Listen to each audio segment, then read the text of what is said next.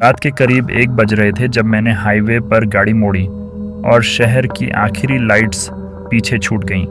सामने बस लंबी काली सड़क थी और दोनों तरफ घना अंधेरा। मैं करीब 6 घंटे से ड्राइव कर रहा था, लेकिन अब असली सफ़र शुरू हो रहा था। इस रास्ते पर मैंने पहले कभी ड्राइव नहीं किया था। मैप के हिसाब से ये शॉर्टकट था, लेकिन अजीब बात यह थी कि जैसे ही मैंने इस रोड पर एंटर किया, नेटवर्क पूरी तरह गायब हो गया। फ़ोन पर नो सिग्नल लिखा आ रहा था। मैंने कंधे उचकाए और गाड़ी आगे बढ़ा दी। शुरुआत में सब ठीक लग रहा था। सड़क सीधी थी, कभी कभी कोई ट्रक या कार पास हो जाती थी, लेकिन धीरे धीरे सब बदलने लगा। करीब आधे घंटे बाद सड़क पर गाड़ियाँ पूरी तरह गायब हो गईं। अब बस मैं था और मेरी हेडलाइट्स के सामने दिखती सड़क। मैंने रेडियो ऑन करने की कोशिश की, लेकिन सिर्फ खर्र खर्र की आवाज़ आ रही थी, जैसे कोई सिग्नल पकड़ने की कोशिश कर रहा हो। फिर अचानक रेडियो अपने आप चालू हो गया और उसमें से एक धीमी आवाज़ आई, मत रुको। मैंने तुरंत रेडियो बंद कर दिया।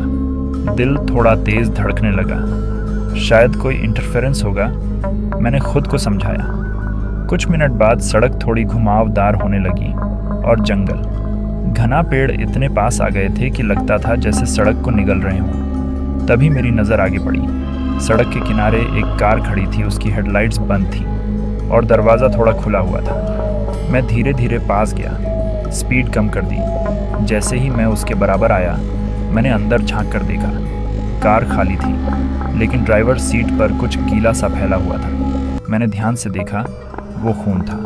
मेरा दिल एक पल के लिए रुक गया। मैंने तुरंत एक्सेलरेटर दबाया और आगे बढ़ गया। मुझे रुकना नहीं चाहिए, लेकिन कुछ अजीब था। जैसे ही मैं उस कार से आगे बढ़ा, मेरे रियर व्यू मिरर में उस कार की हेडलाइट्स अचानक जल उठी। मैंने ब्रेक हल्का सा दबाया और फिर वो कार अपने आप मेरे पीछे चलने लगी। मेरा गला सूख गया। शायद कोई अंदर बैठा होगा। मैंने खुद को शांत करने की कोशिश की, लेकिन मुझे साफ दिख रहा था ड्राइवर सीट खाली थी। फिर भी वो कार मुझे फॉलो कर रही थी। मैंने स्पीड बढ़ाई, 70, 80, 90, लेकिन वो उतनी ही दूरी बनाए रखे हुए थी जैसे उसे जल्दी ही नहीं थी। अचानक मेरी कार हल्की सी झटकी।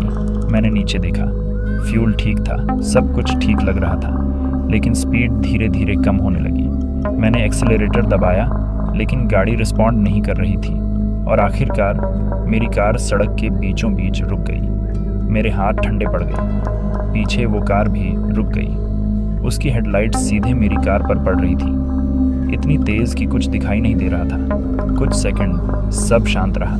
फिर धीरे धीरे उस कार का दरवाज़ा खुला। मैंने आंखें सिकोड़कर देखने की कोशिश की। कोई बाहर निकला, लेकिन वो चल नहीं रहा था। वो घसीटते हुए आगे बढ़ रहा था, जैसे उसके पैर काम नहीं कर रहे हों। मेरा दिल तेज़ी से धड़कने लगा। वो आकृति धीरे धीरे मेरी कार के पास आ गई। अब वो मेरी खिड़की के ठीक बाहर थी।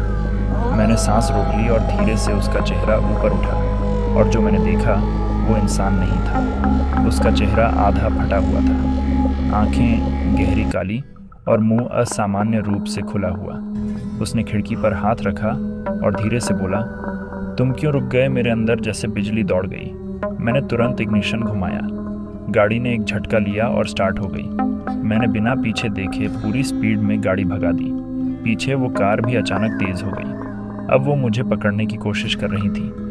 मैं 100, 110, 120, लेकिन वो और करीब आ रही थी। तभी सड़क अचानक खत्म होने लगी। सामने एक बोर्ड था, रोड क्लोज्ड। मेरे होश उड़ गए। मैंने तुरंत ब्रेक मारा।